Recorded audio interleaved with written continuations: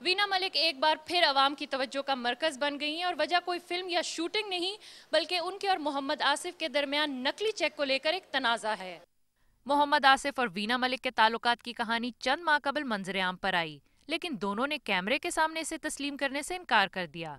We have one common friend. Mohammad Asif को एक मुश्तरका दोस्त मानती हूँ और अपने भाई के जरिए इनसे मुलाकात हुई। हो सकता है कि मुस्तकबिल में हमारी मुलाकात भी हो जाए, लेकिन इसका ये मतलब नहीं कि हमारा अफेयर है। मेरी मोहम्मद आसिफ के साथ शादी नहीं हुई। I'm not married to Asif.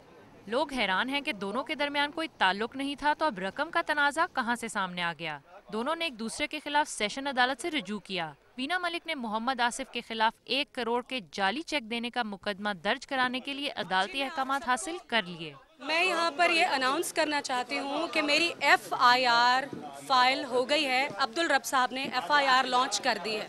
जी, मुज़ाकरात सिर्फ इस बात पे हो सकते हैं कि वो मेरे पैसे मुझे लौटा दें, चाहे कोर्ट में दें, चाहे जेल में दें, चाहे बाहर दें। दूसरी तरफ मोहम्मद आसिफ भी थाने गुलबर्ग पहुंच गए। वीना मलिक ने उसी थाने में इंदराज मुकदमे की दरखास्त दे रखी है। आसिफ ने पुलिस को अपना बयान रिकॉर्ड करवाया, लेकिन मीडिया से बात नहीं की।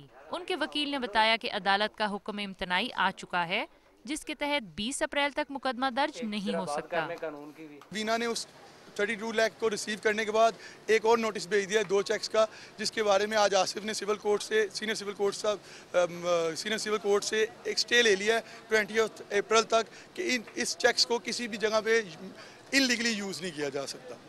मुकदमा दर्ज होने की सूरत में आसिफ को 3 साल कैद की सजा सुनाई जा सकती है और इस जुर्म को नाकाबिले जमानत करार दिया गया है।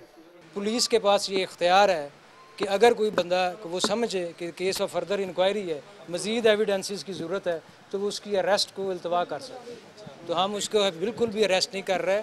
तनाज़ात के शिकार मोहम्मद आसिफ अगले चंद रोज में 2020 वर्ल्ड कप खेलने जा रहे हैं। माहिरीन का ख्याल है कि ये केस उनकी कारकर्दगी पर असरअंदाज हो सकता है। Hina Saeed, Dawn News, Lahore.